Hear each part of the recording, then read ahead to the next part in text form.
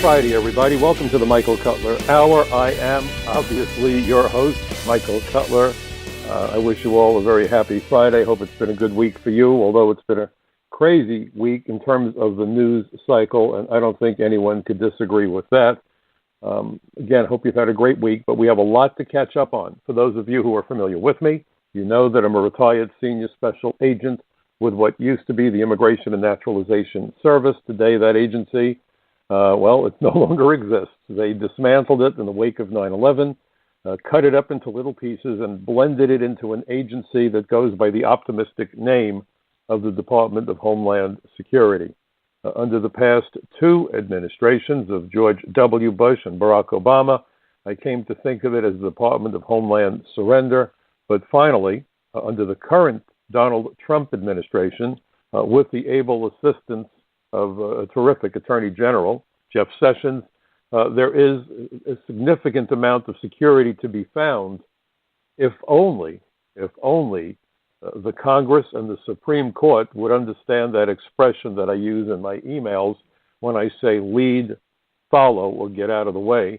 They've mostly been getting in the way, doing everything imaginable to obstruct the administration in its very important efforts to protect America from terrorists and criminals. It's frankly befuddling and frustrating, infuriating. I don't know what words I can use to describe my rage, my frustration at the madness that we've been witnessing, and we'll get into all of that this evening. If you're familiar with me, then what I'm about to say, you're familiar with. If you're new to the program, I welcome you. Please, I ask you go to these websites if I can get the words out. Obviously, my own personal website is my personal favorite. That's michaelcutler.net, C-U-T-L-E-R, michaelcutler.net. For years, I've been writing for an organization known as Californians for Population Stabilization, capsweb.org. I have become a columnist, a regular contributor over at Front Page Magazine, frontpagemag.com. I write for The Social Contract. I've been doing some blogging and a significant number of television programs through the miracle of Skype, mostly over at Newsmax and One American News Network, and also over at The Blaze on the Dana Show. And I love the job that Dana does, that Graham Ledger does, that all of those folks do. Of course, my good friend Bill Tucker over at Newsmax. It's about getting the truth out there. And you would think that should be an easy thing to do, but increasingly it is becoming all but impossible. We are witnessing censorship on a scale that a few years ago I could not have imagined. What began as political correctness has morphed into newspeak. I'm writing a major article, in fact, for The Social Contract. They have a quarterly journal. We're going to take a hard look at the real impact of what is often euphemistically referred to as political correctness, but quite frankly is nothing short of full-blown censorship today. You know, the idea of being politically correct, if the goal is to not use language that humiliates or insults or denigrates, I'm all for it. I am all for it. But when we start to manipulate language to push an agenda, then we have entered the newspeak zone, and we're getting into censorship, which threatens our very democracy. The Founding Fathers understood clearly that without freedom of speech, there are no other freedoms. I know a lot of my conservative friends will tell you, well, wait a minute, you got the Second Amendment. And that's right, you do. The Second Amendment protects all the others. But the Second Amendment isn't the First Amendment. Freedom of speech is at the rock-bottom foundation of freedom of thought. Freedom of thought is at the rock-bottom foundation of democracy and principles of democracy. George Orwell understood very clearly that if you could control language, you can control thought. In fact, in 1984, and if you've never read the book, go out and buy it. Go out and download it if you have an e-reader. It's a short book. It's a very worthwhile book to read. I had to read it when I went to high school. We read it again in college. My kids were not required to read it in high school, at least not by their teachers, but I required that they read it. If you read 1984, so much of what we are witnessing will suddenly take on crystal clarity. There's no insult in the word alien, not at all. It simply means any person not a citizen or national of the United States. But that word creates a clear distinction between citizens and aliens. And in this globalist world, where borders are seen as an impediment to wealth and power, the last thing that the powers that be want is for the citizens of democracies to truly understand the words that relate to border and immigration enforcement, because they want to move workers around the world, not unlike chess pieces on a chessboard. That's what the push is on for. It is destroying the middle class. It's destroying opportunities for America. It's getting people killed. It's providing terrorists with access to our country and other countries. It's providing gang members with access to our country. This failure at border security has been allowing a tsunami of heroin, cocaine, and other dangerous, deadly drugs to flow freely into the United States. President Trump very properly wants to declare a national emergency over the opiate epidemic. He needs to. But I've said this for years, that if you want to know truly how secure America's borders are, ignore the arrest by the Border Patrol. First of all, as I said when I was on Neil Cavuto a number of years ago, trying to figure out how many illegal aliens are present based on arrest statistics is not unlike trying to take attendance by asking people not present to raise their hand. Second of all, we don't just have a problem with illegal aliens coming in from Mexico. Mexico is a huge problem, no argument. And we need to build that wall, no argument, although tell that to some of the Democrats. But we also have a lot of people who come here through ports of entry and never go home or otherwise violate the terms of their admission. We have people running the Canadian border. We have people coming in on ships and stowing away. You have ships that are going ashore away from any seaport. Not unlike people running the border, they run the coastline, if you will, and they disappear into the night. And we live in an era of what has been called asymmetrical warfare. Now, what does that really mean? It's kind of like what used to be called guerrilla warfare, or what they referred to as saboteurs in the Second World War. ISIS and the drug cartels can't take us on in a full frontal assault. They know they'd be wiped out in a heartbeat. So they do hit-and-run tactics. They do covert operations within our borders. They blow up buildings. They stab people. They do all sorts of terrible things. But in order to get here, they have to somehow get past the border. Most of them come through international airports and get lost, but there's so many other ways of coming here. A long time ago, I wrote an article, and I said that when you think about the midnight ride of Paul Revere, he had it pretty easy. One if by land, two if by sea, the candles that were to be lit in the Old North Church. So with 3 candles, the 2 modes of entry were covered. 1 if by land, 2 if by sea. If they were coming from both directions, you lit 3 candles and you knew they're coming from everywhere. The ways of entering America today would require so many candles that probably the local hardware store would run out of those candles before you had enough. And if you tried to light them all, you'd probably set fire to that Old North Church. Getting into America is not difficult. The key is interior enforcement. That has been the key that has been neglected, and it has been particularly difficult to do interior enforcement of the immigration laws in sanctuary cities. This is a case of lunacy. But before we get to sanctuary cities, I just want to address a major event that is occupying a lot of space on newspapers, a lot of airtime on broadcast news programs. The problem that I want to address is what we are witnessing with North Korea and its increasingly acrimonious threats against America, against Guam, against American allies in that region. Now, you may be wondering what immigration has to do with North Korea. We don't allow North Koreans into the United States. We don't have a problem with illegal aliens from North Korea. So you're probably sitting there saying, what is this guy Cutler thinking? Why are we going to talk about immigration if we're talking about a military problem?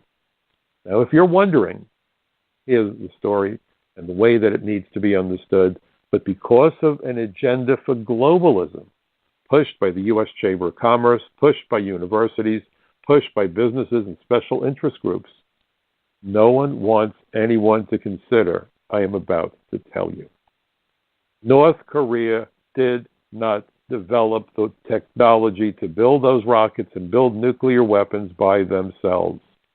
If I was a betting man, I would bet that technology, for the most part, Iran may have had a hand in it, no argument.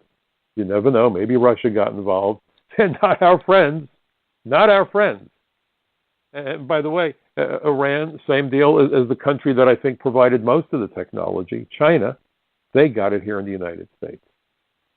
Iran had their engineers trained during the Shah's regime in how to build nuclear power plants because apparently companies wanted to sell their turbines, and the turbines that are steam powered, the water gets heated by nuclear reaction and it generates electricity, and the companies that built those turbines wanted to have a new market. So apparently we gave the technology to Iran to build those turbines, to build nuclear power plants. The cat's out of the bag. We are transferring intellectual property across the world. The United States has very strict laws that protect intellectual property, copyright laws, patent laws, strictly enforced. China could care less about laws. They don't care. Those laws to them aren't even speed bumps. They look at them as silly, and they look at us as dummies. And we have companies building their factories in China where industrial espionage is as commonplace as the Chinese and the Russians hacking American computers. And we know they hack our computers. They don't treat us as an ally, and yet under the Clinton administration, we gave them most favored trade status. Think about that. We opened up trade to China. We moved factories to China. And for those folks over on the environmental side, those folks who profess to be the liberals, concerned about workers, in China, the working conditions are so abysmal. They have entire families living in factories, and they're working these people into the ground. And there were numerous reports about factory workers jumping out of windows because they couldn't take it anymore. They decided that death was preferable to the hellish existence they had in those factories. Now, China, very creative, they came up with a solution. You see, in the United States, there might have been a strike, there might have been demonstrations, people might have written letters to the editor. You can't do that in China. Okay? It's a communist country. For all the breastfeeding that the Reagan administration defeated communism, and meanwhile blithely ignore Cuba and North Korea and China, what are we thinking? You think the celebration's a little bit too early? Kind of like mission accomplished with George Bush landing on the aircraft carrier? I'm going to be blunt about this. Both parties got us into this damn mess. This isn't a left-right issue. This is about globalism and an unparalleled level of greed. So China decided, because they're smart, they don't want to see people jumping out the window. They might hurt other people on the ground. And then they got to clean up the bloody mess. Here's how ingenuity works in China. How do you think the Chinese pushed back against people jumping out of factory windows? See, in the United States, there would have been lawsuits and fights, and eventually situations might have been resolved, or people just quit. In China, you don't quit. You don't go where you want. People don't understand what freedom means. So China put up netting to catch the bodies. How considerate. But you see, if they were as creative as I might be, maybe you should put up, or they should put up trampolines. So when people jump out the window, they bounce right back through the window, and they're back at work, having had a breath of fresh air as they bounced off the trampoline. I am saying this with my tongue firmly embedded in my cheek. My outrage at China's policies towards their own citizens, to the lack of rights, to the selling of human organs. I mean, it goes on forever. These are the people that we deal with and give the most favored trade status. Have we lost our collective minds? Karl Marx said that the capitalists will sell the communists the ropes by which the communists will hang the capitalists.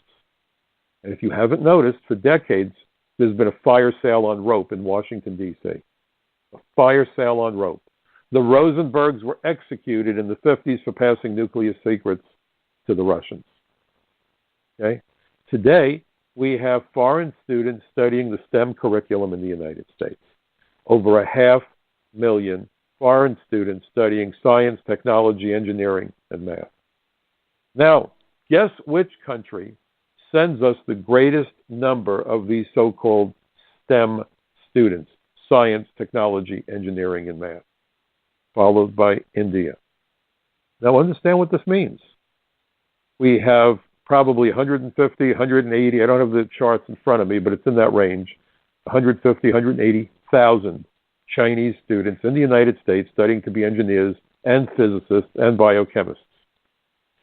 When a foreign student completes his or her course of study in the United States, or even during the time that they are studying, they are legally entitled to get what's known as optional practical training. They get to work for companies in the United States to get practical training. When you allow foreign nationals to do practical training in businesses that have military contracts, it becomes a very easy matter to commit industrial espionage. And we've seen this again and again and again. And we don't learn our lessons. We don't learn the lessons. So you have foreign students working at contractors, supplying parts to the military, and all that has to happen with the tens of thousands or hundreds of thousands of such employees, they will not say to some student, the Chinese government won't say to some student, bring us the blueprint for the F-22 Raptor. No, they don't do that. And they'll do it by going to the manufacturer before an airplane is given a top secret rating or whatever, or other equipment, whatever the weaponry is. They'll work in the factories and they'll say, just get us the schematic for the nose gear assembly on that airplane.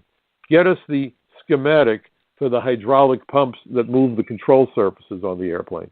Because if you have enough people from your country working in enough factories, all you need to do is see this as a big jigsaw puzzle.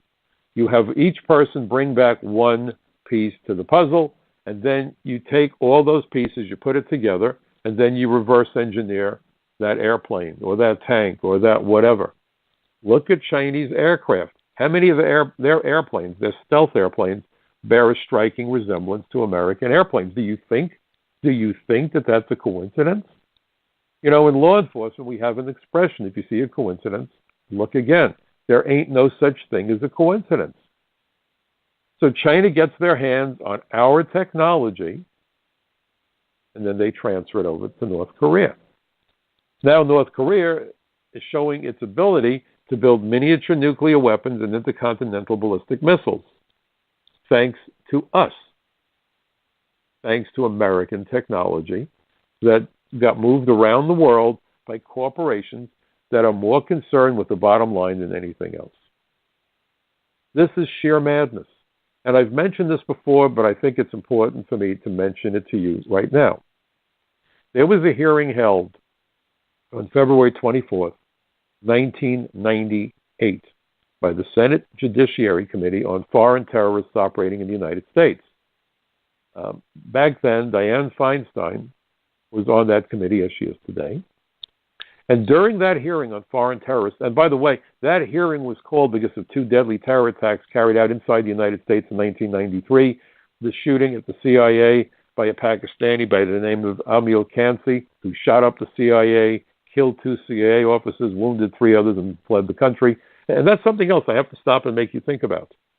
Foreign nationals, criminals, fugitives, spies, terrorists, they have a trapdoor that they can escape through. It's called get out of Dodge.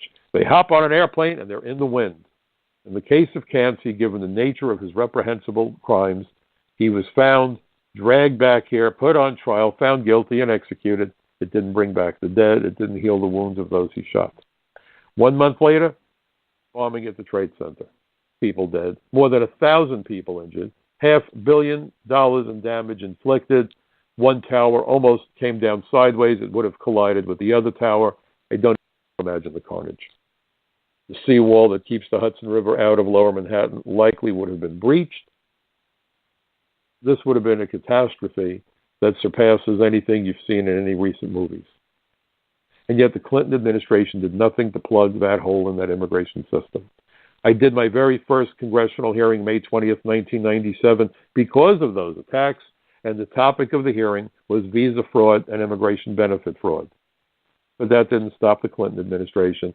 They created something known as Citizenship USA, CUSA, They ran 1.1 million applications for U.S. citizenship through the bureaucratic meat grinder. And Doris Meisner, who at the time was the commissioner, she's now with the Migration Policy Institute, migration policy. It makes me think of the swallows returning to Capistrano. Let's make this all sound as normal as possible. The tides come in and the tides go out, Migration. Okay. So she, as commissioner, cleared that she thought her job wasn't to enforce the law, but naturalize the world. Think about that madness.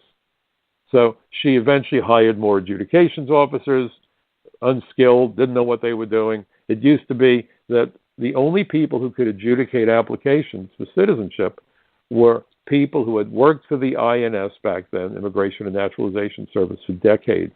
Most of the adjudicators were members of the bar. They were attorneys. And there were good moral character investigations conducted so that if I was an agent assigned to the unit that did those investigations, it wasn't enough that an alien seeking citizenship had no convictions. If you interview the neighbors and they say, yeah, Charlie's a nice guy, except every other Friday when he gets paid, he goes to the bar, he gets drunk, and then he hangs out with all the hookers, and he gets involved with those illegal card games in the back room, and when his wife complains, he's been known to beat her up, and she's been in the hospital twice but never wants to report it to the police. If you had corroboration about that kind of conduct, that guy doesn't get citizenship. Why? He lacks, obviously, good moral character. He's a wife beater. Okay? But that doesn't work that way. And so what winds up happening is that now we don't care about good moral character. Not in the slightest bit. What winds up happening is we're looking at an agency out of control, and they totally ignore what the law requires. And it's just that simple. So we really have a very, very serious problem with this whole business, because the lack of integrity of the immigration system is a reflection of the lack of integrity of our politicians. So we have Doris Meisner, who's out there thinking that the purpose of immigration is let the whole world in. So her goal was to ignore those findings of that hearing and everything else. Don't stop the process. Keep those green cards coming. Keep those citizenship certificates coming. But I will tell you that Dianne Feinstein, on that day in February of 1998, at that hearing about foreign terrorists operating in the United States, told the Congress that she had three areas of concern. One area was the fact that we are giving visas to aliens who come from countries that sponsor terrorism. This is very much like what Donald Trump has been saying, but nobody rioted, nobody panicked. And then she said,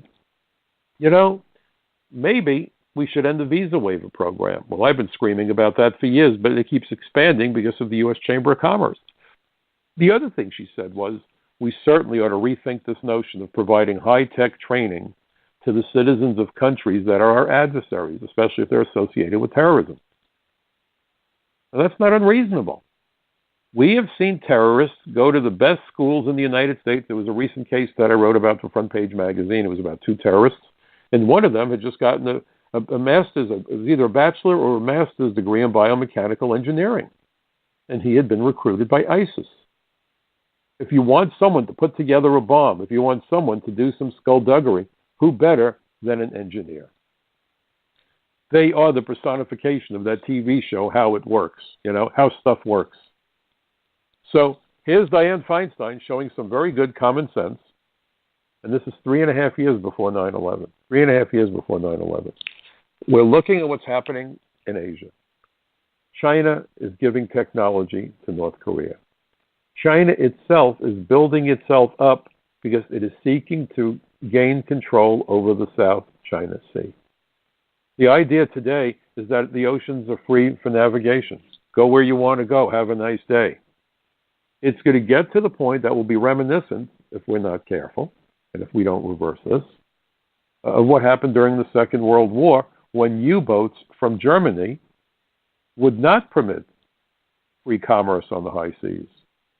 And in fact, the United States, in trying to arm England and provide even just food and consumer goods to England, were building something like a Liberty. They were called Liberty ships. I think they were cranking out one Liberty ship every 10 days. And those Liberty ships basically became the ducks in the shooting gallery. The Nazis would pop up in their U-boats and fire off torpedoes. Lots of people were killed on those ships. Cargo was sunk. Well, we're heading in that direction in the South China Sea. China has built an artificial island in the South China Sea, and they've armed it to the teeth. And they're now telling our military, don't you dare come near those islands, because if you come near the island, there's going to be a problem. They've buzzed our ships. They've buzzed our planes. Those ships, in large measure, were built because China was able to get their hands on U.S. technology. We are educating our adversaries, and please make absolutely no mistake, China is not an ally, it's an adversary. It's an adversary. Why in the world would you provide technology to people that want to shoot you? You know, I mean, think about that. This is a case of lunacy, but it persists. We need free trade. Sure thing, free trade. With free, unfettered trade with countries that are not our allies, but our adversaries, we're not going to win in the long run. We will not win in the long run.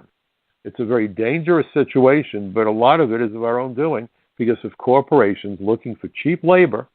God knows we're not making enough money. Our CEOs are only making $100 million a year.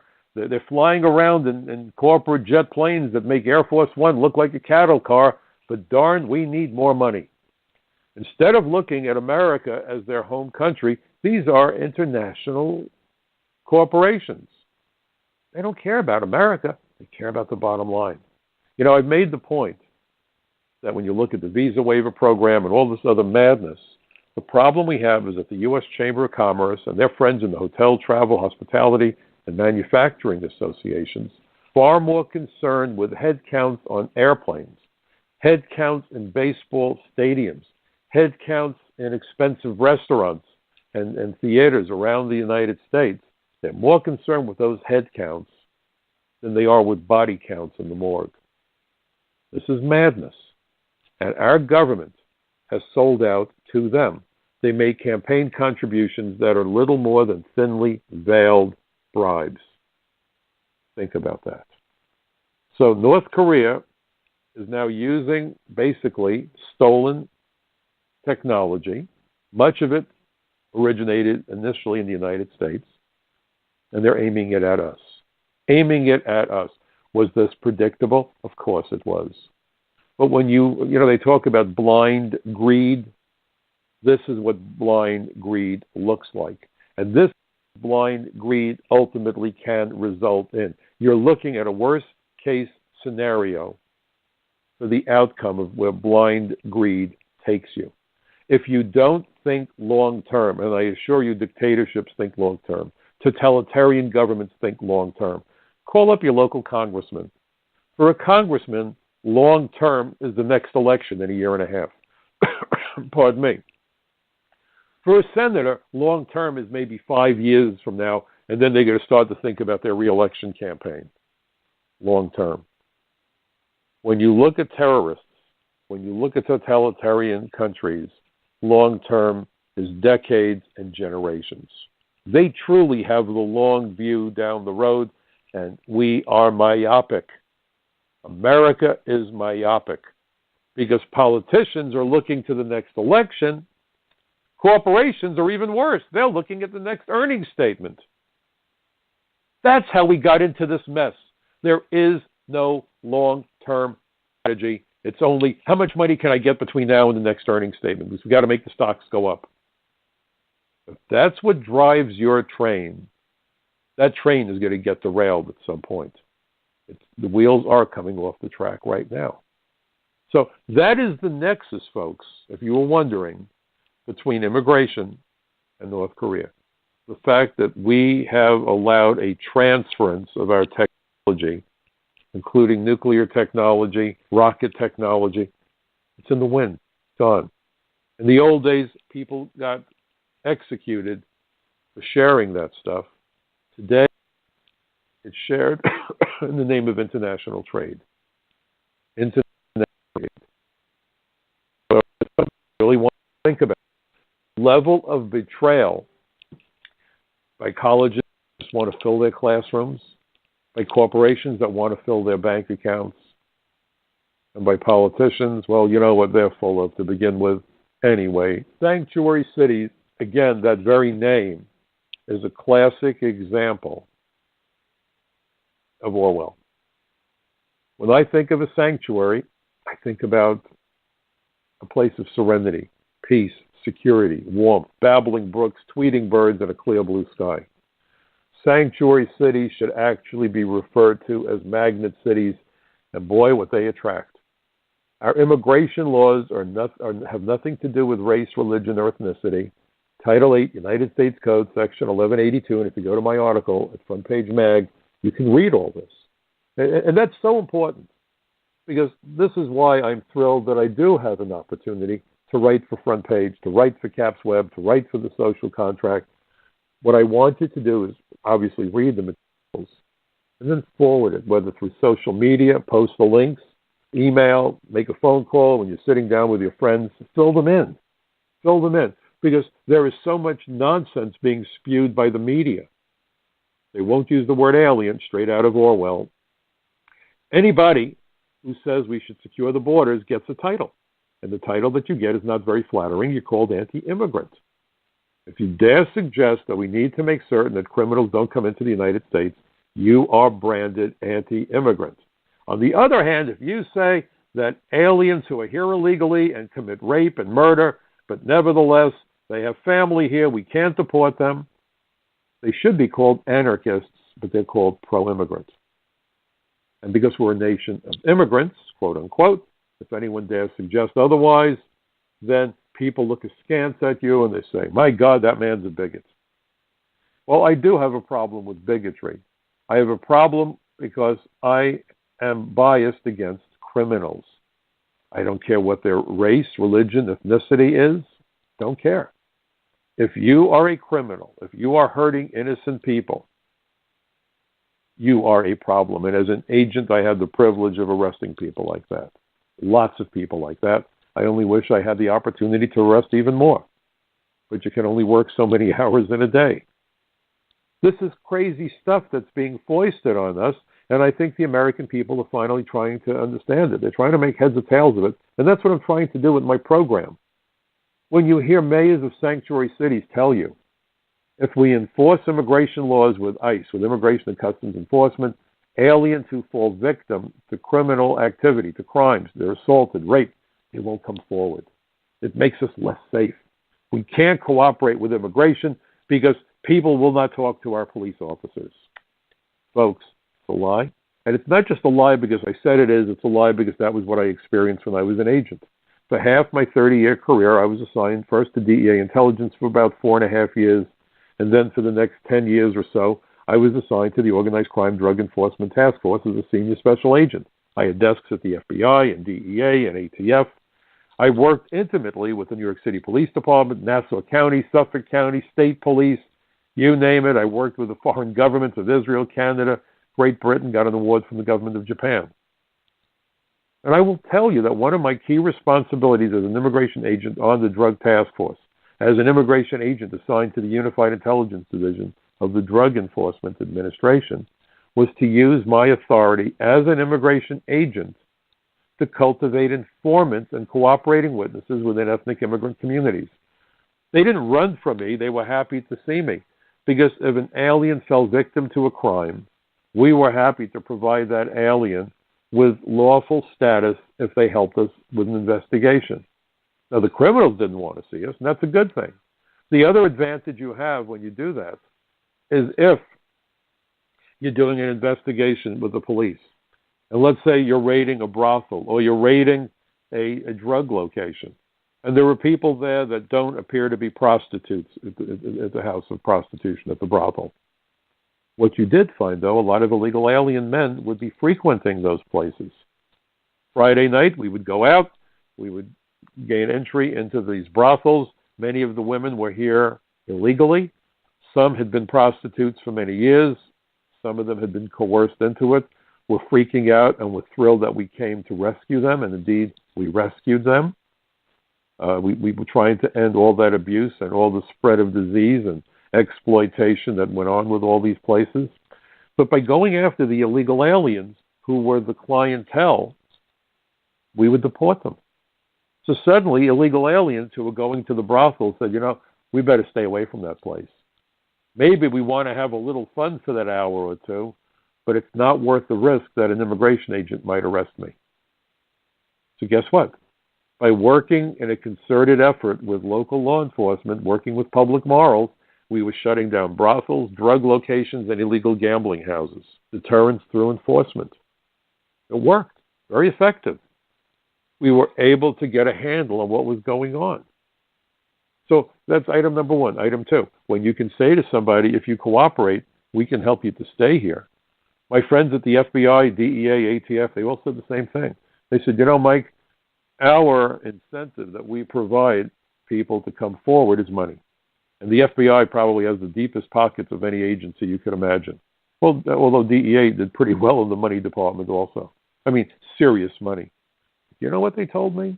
And they told this to my other colleagues from the INS. As much money as we can give informants, your ability to allow an alien to remain legally in the United States if they cooperate with us is an even stronger incentive. Believe it or not. And since I left and they started this program while I was still an agent, there are now specific visas that can be given to aliens who are either victims of crime or who become cooperating witnesses and informants. I did a congressional hearing about this back in 2004. There was a hearing about alien smuggling. We also got into this issue about developing intelligence, and you need informants to develop intelligence. How do you develop informants?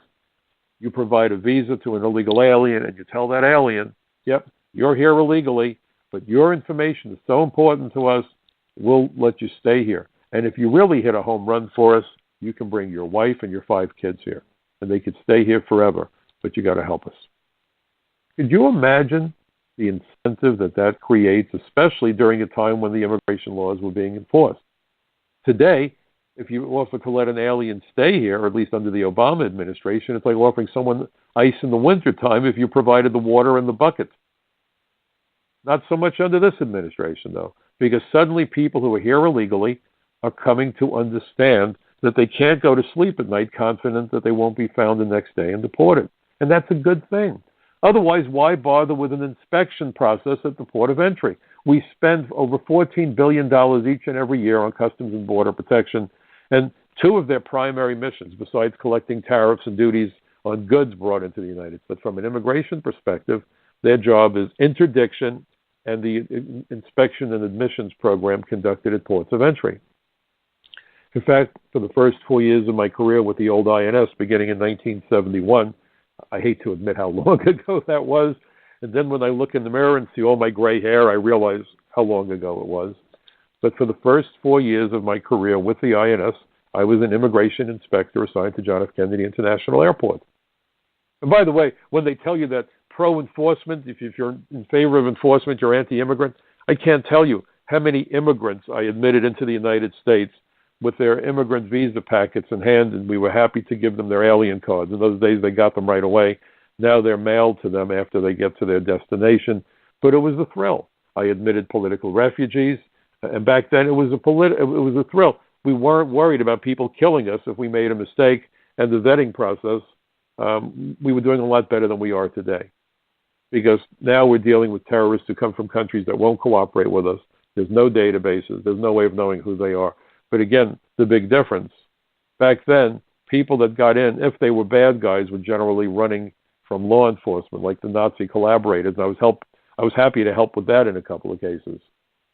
But they weren't about to kill somebody in the United States. Today, if we make a mistake, people will likely die. This is a big difference. Nobody wants to talk about that difference either. So you have inspectors at the airport. You have the Border Patrol trying to make sure that everybody who gets near that border enters through the border so they can be screened. When you hear Senator Menendez from New Jersey describe the wall on the border as a wall of hate and says, if you build that wall, it will turn off commerce. How? the wall isn't going to be built across the port of entry. It will just make certain to funnel all traffic into the ports of entry. You believe that's going to stop commerce? The only commerce, and you have to ask Mr. Menendez why this is of concern to him, is illegal commerce, illegal aliens, narcotics, okay? Yeah. That industry is going to get hammered along the border. I assure you, as I said at one of the hearings, the immigration system is a balloon. It's a sealed system. If you squeeze in one place, it's going to bulge somewhere else. So that's obviously a problem. But to say that building a wall will stop commerce is another one of those lies. It's another lie. Wall of hate? How is it a wall of hate? If you could stop human traffickers from moving people across the border, the women are being raped. Many young women, if they are planning to come here with the help of a smuggler, most young women will tell you. When I've arrested them, I've asked them. I said, is it true? And they said, yes. You know what the question was? Is it true that before you began your trek north to get to that U.S.-Mexican border, did you take birth control pills? And almost every young woman would say to me, yes, I did. You have any idea why those young women take birth control pills months in advance of their trip to the United States if they're coming illegally?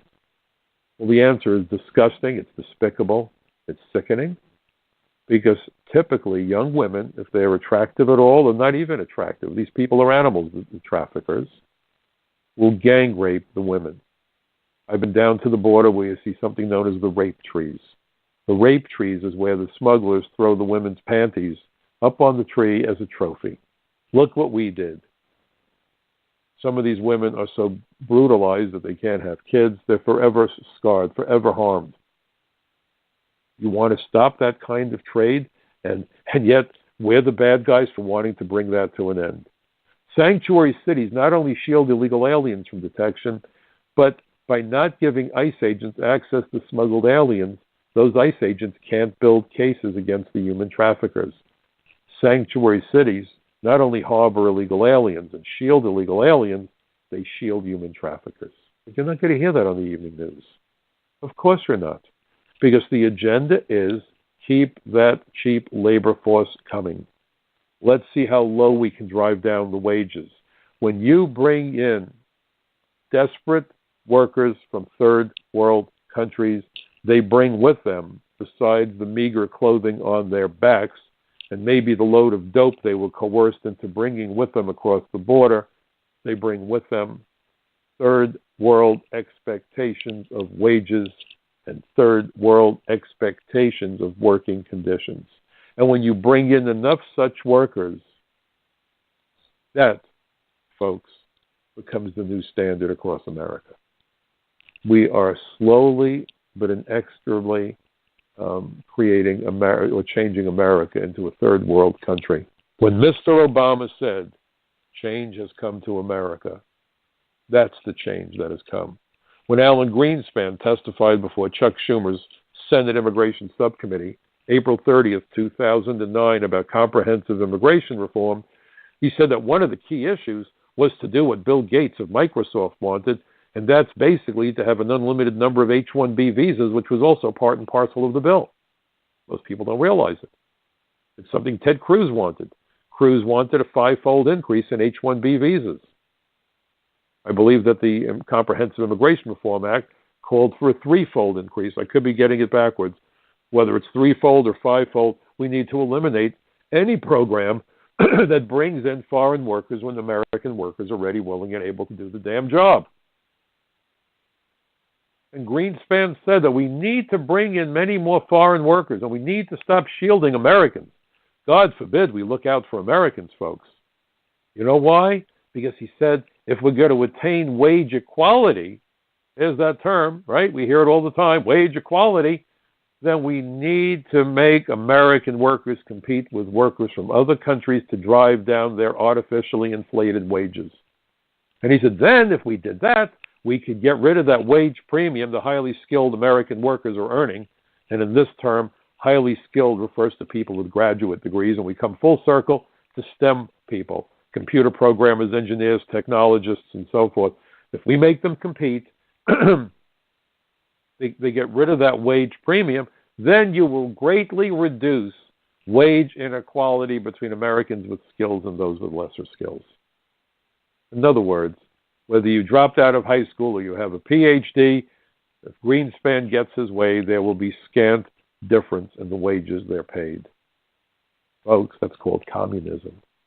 But meanwhile, Mr. Greenspan lives extremely well. From what I understand, he has a beautiful estate in the Hamptons. God knows how many millions of dollars. But he lives well because he's Alan Greenspan and you're not. He's Alan Greenspan and you're not.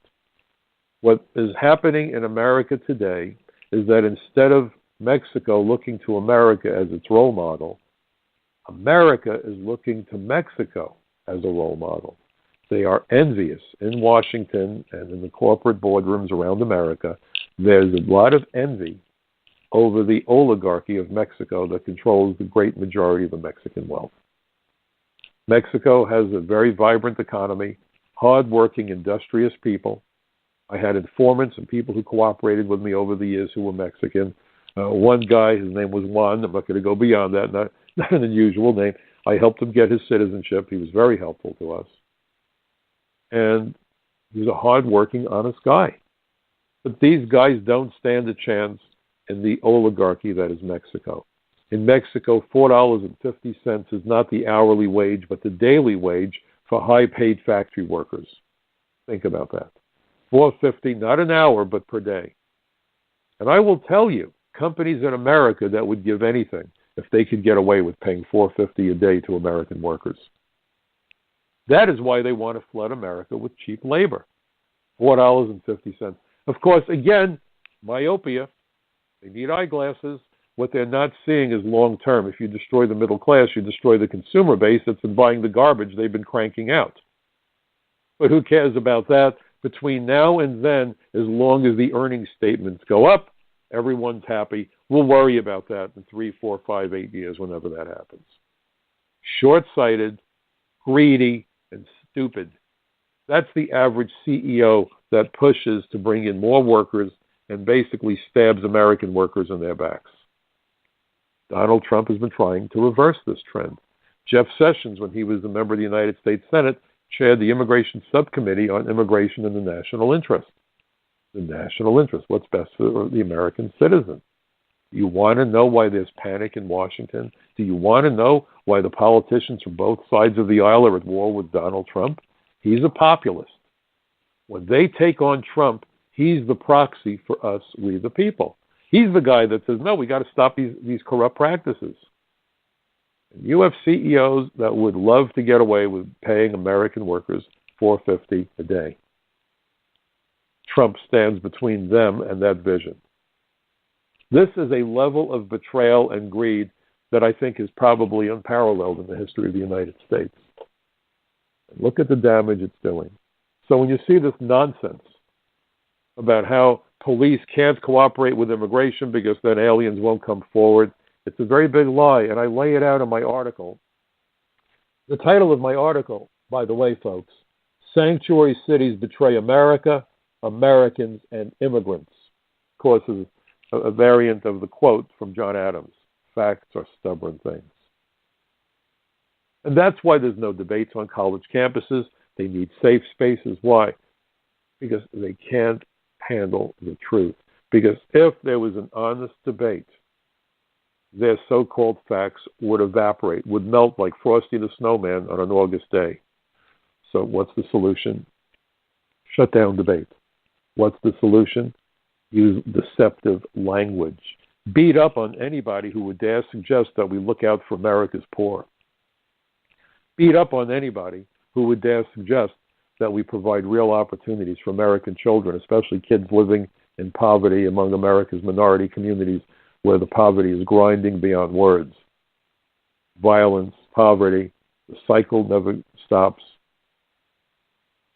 What are we offering? How are we breaking the cycle? We're not. We're not.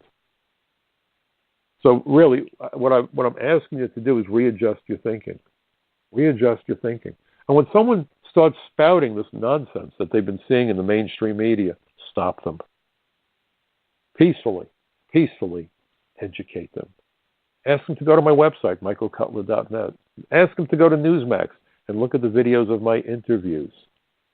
Ask them to read what I've written in the social contract, capsweb.org, front page Mac. I've been working at this since 9/11, since those ashes landed on my home on that god-awful day, September 11, 2001. My rage has only gotten worse, not better, because year after year after year, the politicians who took an oath to defend America, to defend the Constitution, and to defend the American people have failed to live up to that oath. They could care less. Just give them their campaign contributions, promise them blocks of votes, and they're happy because they're living high on the hog. They're living high on the hog. Remember, there's always room for more oarsmen on a slave ship.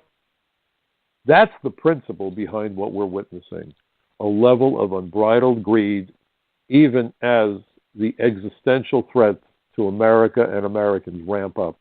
Iran, cartels, ISIS. Never mind.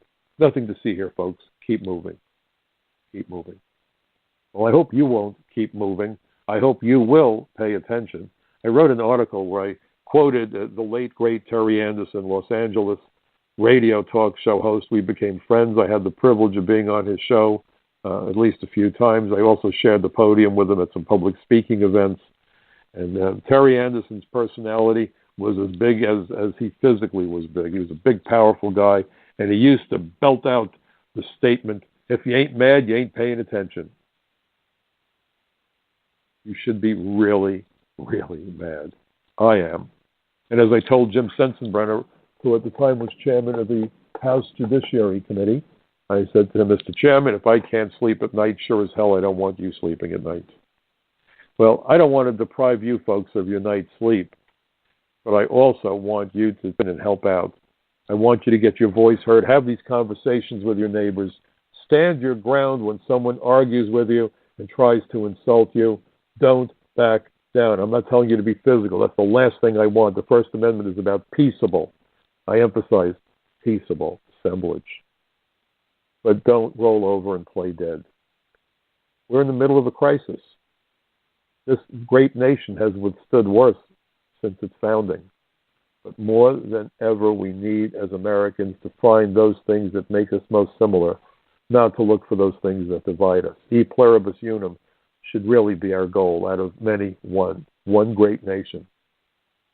And in that regard, I ask you to get involved. And you know what I always like to say at the end of my programs, folks?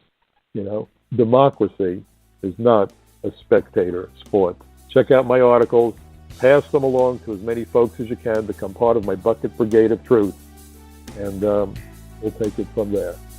Thank you so much for joining me this evening. Next week, I believe that I will be taking a break from this broadcast chair, but I will be back the week afterwards.